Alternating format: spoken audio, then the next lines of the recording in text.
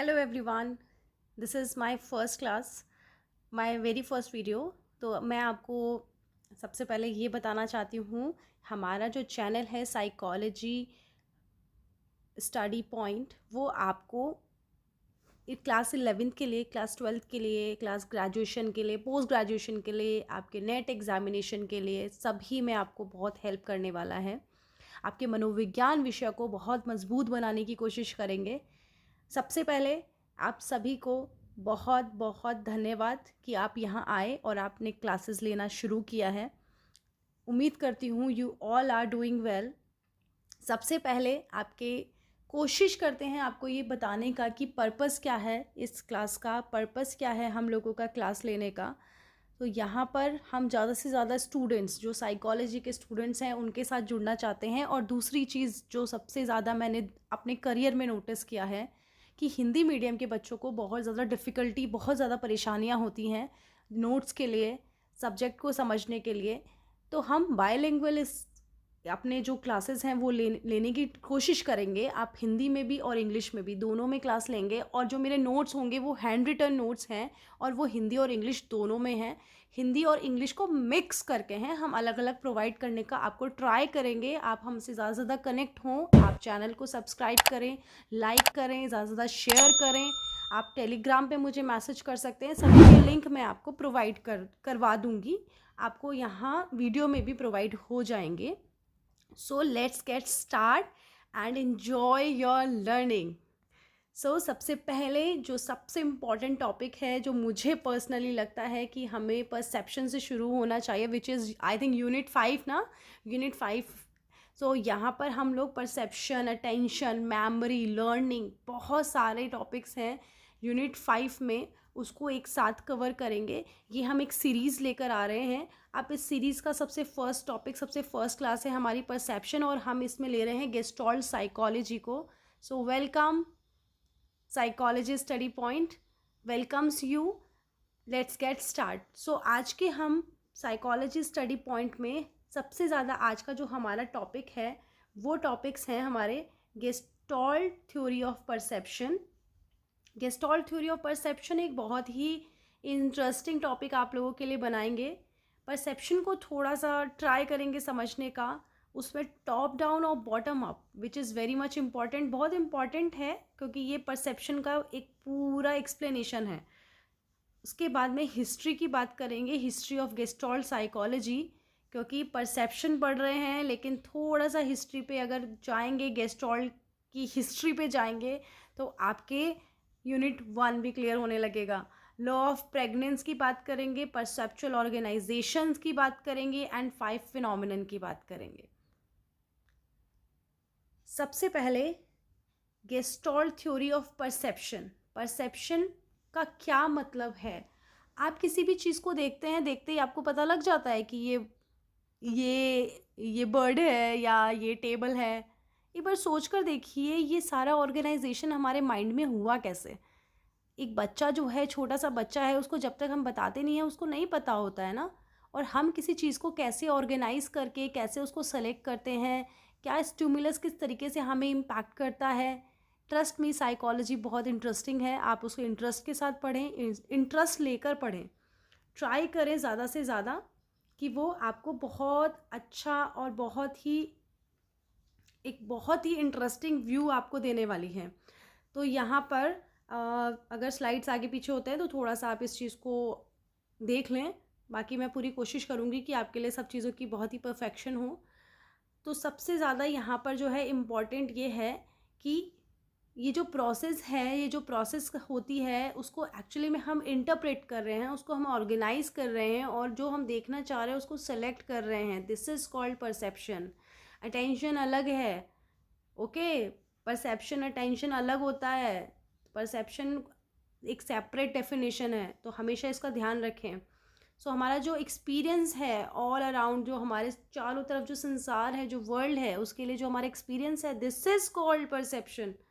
इसमें जो है सबसे इम्पॉर्टेंट जो प्रक्रिया है, जो है top down and bottom up. हम टॉप डाउन और बॉटम अप की बात करते हैं। ये स्लाइड्स आगे पीछे हो रही हैं, देखते हैं, एक बार कोशिश करते हैं थोड़ा सा कंट्रोल में हो। सो ये टॉप डाउन और बॉटम अप प्रोसेसिंग में टॉप डाउन का मतलब है कि हमारे दिमाग में जो पहले से सूचनाएं एकत्रित हैं उनसे हम किसी चीज़ को पहचान पाएँ, और बॉटम अप का मतलब है कि हम जिसको देख रहे हैं उसको, जो सामने उपस्थित वस्तु है उसको देखकर उसकी पहचान करना या कोशिश करना, जैसे उसका क्या रंग है, क्या रूप है, कैसे चमक रहा है, किस तरीके का है। आपको किसी को, आप लोगों को आइडिया है ये कि गेस्टॉल्ट साइकोलॉजी के फाउंडर कौन है? मैक्स वर्दाइमर, जो कि बहुत ही इम्पॉर्टेंट है। मैक्स वर्दाइमर को हम और डिटेल में पढ़ेंगे आगे। 1912 में इसको इंट्रोड्यूस किया था, गेस्टॉल्ट साइकोलॉजी को, इस स्कूल को इंट्रोड्यूस किया था। आप सभी को पता है ना कि स्कूल बोला जाता है, हमारे जो ये जितने भी स्कूल्स हैं, साइको एनालिसिस, बिहेवियरिज्म, ये सब स्कूल्स हैं। तो गेस्टॉल्ट जो स्कूल है वो 4th नंबर का स्कूल है। अब हिस्ट्री की अगर हम बात करते हैं, हिस्ट्री में अगर हम जाएंगे थोड़ा डिटेल में, तो ये जो कॉन्सेप्ट है सबसे पहले इंट्रोड्यूस जो किया था गेस्टॉल्ट साइकोलॉजी का, वो क्रिस्टियन वॉन एंड एरेनफेल्स ने किया था। आपको हिंदी में भी यहाँ लिखा हुआ है क्रिस्टीन वॉन एरेनफेल्स, आप बहुत अच्छे से इसको पढ़ें। इन्हीं के साथ साथ कुछ और गेस्टॉल्टवादी हैं जिन्होंने गेस्टॉल्ट साइकोलॉजी पे काम किया है, जिसमें सबसे इम्पॉर्टेंट नाम इमैनुअल कैंट का है, और वॉन एंड एरेनफेल्स, जिसको हमने ऊपर यहाँ देखो ये लिखा हुआ है एरेनफेल्स। तो इन दोनों ने बहुत अच्छा काम किया है। हिस्ट्री जो गेस्टॉल्ट साइकोलॉजी की है वो काफ़ी रिच है। फिर लास्ट में जो है हम मैक्स वर्दाइमर का नाम लेते हैं। मैक्स वर्दाइमर ने जो है इस स्कूल को आगे बढ़ाया और काफ़ी अच्छे, कुछ बहुत अच्छे फिनोमिनन्स भी दिए हैं। तो इमैनुअल कांट और क्रिस्टियन वॉन एरेनफेल्स जो हैं, उन दोनों ने इन्नेट नॉलेज पे, इसका मतलब क्या है, इन्नेट नॉलेज का मतलब ये टॉप डाउन प्रोसेसिंग पे वर्क किया गया है। एंड फोकस क्या है, ओवरऑल क्वालिटी ऑफ ऑब्जेक्ट की, इसका मतलब ये होलनेस पे वर्क किया है। सो हम नेक्स्ट बात करते हैं law of pregnance. Law of pregnance का क्या मतलब है? Law of pregnance basically top down processing पर है। जितना पॉसिबल हो सकता है एक ऑब्जेक्ट को सिंपलेस्ट फॉर्म में परसीव करना, उसको पूरे होल में परसीव करना, बट उसका सिंपलेस्ट फॉर्म निकालना। आप मुझे एग्जाम्पल दे सकते हैं? मेरे को लगता है कि आप लोग मुझे कमेंट में एग्जाम्पल देंगे इस चीज़ का कि वो सिंपलेस्ट फॉर्म के परसीव करना किस तरीके से होता है। गेस्टॉल्ट परसेप्शन में हमारे टॉप डाउन प्रोसेसिंग से जुड़ा है। टॉप डाउन प्रोसेसिंग से क्यों जुड़ा है? क्योंकि इसमें हमारी इन्नेट नॉलेज की बात होती है, इसलिए इसको टॉप डाउन प्रोसेसिंग बोला जाता है। हमारी पर्सनल एक्सपेक्टेशन और हमारे एक्सपीरियंस से हम लोग किसी भी ऑब्जेक्ट को पहचानते हैं। यहाँ पे लॉ ऑफ प्रेग्नेंस क्या है? लॉ ऑफ प्रेग्नेंस जो है वो लॉ कहलाता है लॉ ऑफ गुड फिगर भी और लॉ ऑफ सिंप्लिसिटी भी। मतलब किसी भी ऑब्जेक्ट को बहुत सिंपल फॉर्म में उसको परसीव करना, this is a law of pregnance. आप ट्राई करें इस चीज़ को लर्न करने का, डीप में समझने का, और मेरी बात को बहुत गौर से सुने। इसको ये central law of gestalt psychology भी है। क्यों है सेंट्रल लॉ ऑफ साइकोलॉजी? क्योंकि प्रेग्नेंस जो लॉ है वो प्रेग्नेंस लॉ बात करता है होलनेस पे, वो बात करता है इन्नेट नॉलेज पे। सो इसको हम central law of gestalt psychology बोल सकते हैं। अब हिंदी में भी आपको लिखा हुआ है, यह नियम गेस्टॉल्ट मनोविज्ञान का सबसे महत्वपूर्ण नियम है। जैसे किसी पक्षी, जैसे मोर को पहचानने के लिए हम उसके पंख, उसके रंग, उसकी आवाज़, सभी को अपने पास्ट एक्सपीरियंस से जोड़कर पता लगाते हैं कि मैंने ऐसा एक पक्षी कहीं देखा था, अच्छा जी इसका नाम तो मोर है। तो ये बहुत सिंपल एग्जाम्पल है, आप और बहुत एग्जाम्पल ले सकते हैं, लेकिन मैं ये समझती हूँ कि हमारी फर्स्ट क्लास है तो हम फर्स्ट प्राइमरी स्टेज से शुरू होते हैं। तो ये जो है बहुत ही, आप कोशिश करो, ट्राई करो और अच्छे अच्छे एग्जाम्पल्स लेकर आओ, मुझे सेंड करो, मैं आपको एक्सप्लेन करूँगी। नेक्स्ट जो है हमारा जो एक और इम्पॉर्टेंट टॉपिक है वो है परसेप्चुअल ऑर्गेनाइजेशन। ये ऊपर से कट गया है तो पढ़ेंगे। तो लॉ ऑफ प्रॉक्सिमिटी का क्या मतलब है? जितनी नियरनेस है, जितना पास है, उसका मतलब है प्रॉक्सिमिटी। अब यहाँ पर 12 लोग खड़े हैं, मेरा ड्राइंग इतना अच्छा नहीं है लेकिन आप फिर भी इसको समझने का ट्राई करना। यहाँ पे 12 लोग हैं लेकिन 12 लोग 4-4 के ग्रुप में हैं, तो ये 4-4 के ग्रुप में हमें दिखेगा, हमें 12 लोग एक साथ नहीं दिखेंगे। This is called proximity. ये परसेप्चुअल ऑर्गेनाइजेशन का क्या मतलब है कि हम किस तरीके से चीज़ों को ऑर्गेनाइज करके देखते हैं। ठीक है, आप समझ रहे हो। परसेप्चुअल ऑर्गेनाइजेशन का मतलब ये होता है कि आप किसी चीज़ को परसीव कैसे कर रहे हो, आप उसको ऑर्गेनाइज दिमाग में किस तरीके से कर रहे हो। तो ये प्रॉक्सिमिटी एक इसका लेवल है, जो प्रॉक्सिमिटी से हम चीज़ों को ऑर्गेनाइज कैसे करते हैं, हम उसको 4-4 में डिवाइड करके कैसे समझेंगे, क्योंकि वो 4-4 के ग्रुप में खड़ा है। वो एक पूरी क्यू है, लेकिन क्यू में 4-4 का ग्रुप है।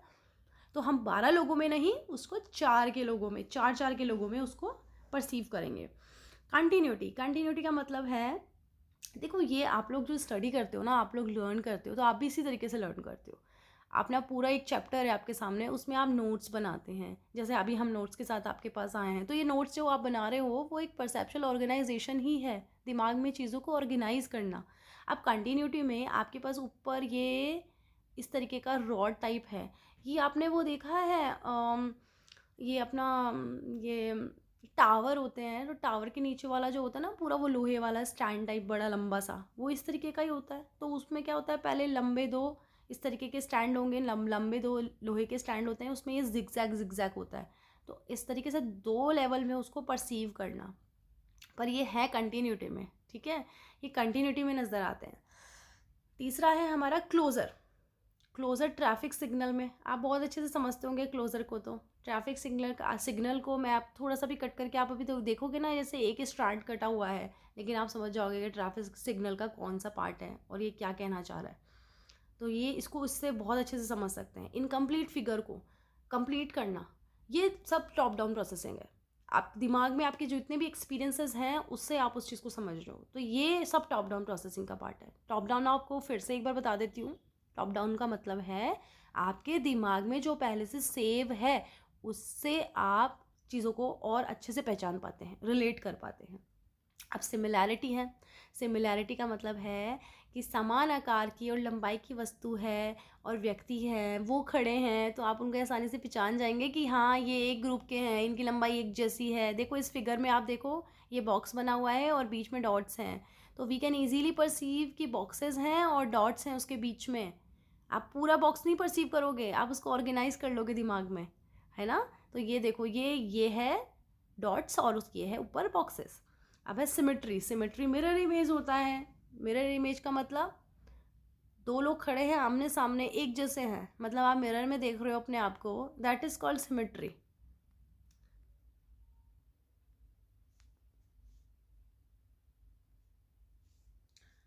सो अब कॉमन फैक्ट की बात करते हैं। कॉमन फैक्ट को आपको एक्सप्लेन करने का ट्राई करते हैं ताकि आपको सिंपलेस्ट लैंग्वेज में, एक तरफ जा रहे हैं हमें मूवमेंट जैसा शो होता है। अब इसको जो एग्जाम्पल है, जैसे ये आप सारे एरोज हैं, ये एरोज एक्चुअली में तो सीधे ही हैं, एकदम एक जगह स्टिल है, लेकिन इनका इनका जो एरो साइन है वो इस साइड है। तो ये ऐसा लगता है जैसे आपने आसमान में सारे पक्षी देखे होंगे, वो ऐसा लगता है वो सारे एक ही दिशा में चल रहे हैं, जबकि कई बार पक्षी अलग दिशा में भी होता है, लेकिन हम दूर से उसको देखते हैं तो वो लगता है सारे एक ही दिशा में चल रहे हैं। वो परसेप्चुअल ऑर्गेनाइजेशन है हमारा, कि हम उसको परसीव इस तरीके से कर रहे हैं कि वो सारे एक दिशा में घूम रहे हैं। एनक्लोजर और क्लोजर में आप ज़्यादा परेशान ना हो, क्योंकि एनक्लोजर का मतलब ये होता है कि एक हाईलाइटेड पोर्शन है, वो एनक्लोजर है। अब जैसे ये देखो, यहाँ पर मैंने इस चीज़ को हाईलाइट कर दिया, तो ये एक ऑब्जेक्ट बन गया। जैसे यहाँ पे ये एफ का साइन बन रहा है, दिस इज एनक्लोजर, ये एनक्लोजर है। एनक्लोजर का मतलब क्या है, क्लोजर का तो सबसे अच्छा एग्जाम्पल जो है वो आपका ट्रैफिक सिग्नल वाला है। ठीक है, आप उस चीज़ को हमेशा याद रखें, वो ट्रैफिक सिग्नल वाला एग्जाम्पल सबसे बेस्ट है उसका। उसके बाद में 5 फिनोमिनन है।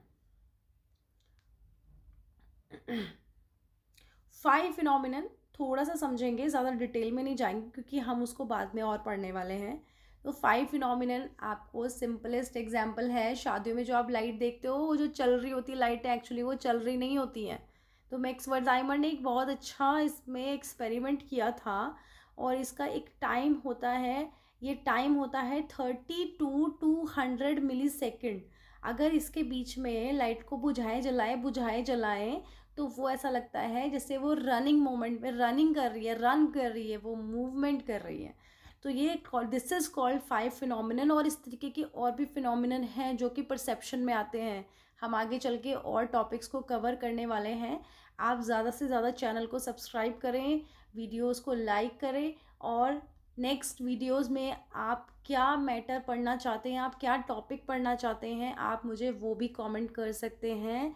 मैं आपको मैक्सिमम हेल्प करूँगी। मैं पॉजिटिव साइकोलॉजी भी आपको पढ़ाऊँगी, जिसे हम सकारात्मक मनोविज्ञान कहते हैं।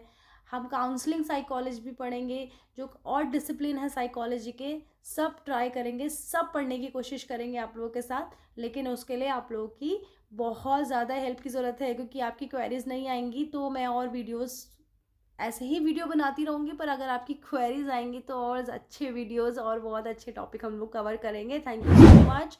आपका दिन मंगलमय हो। Bye bye.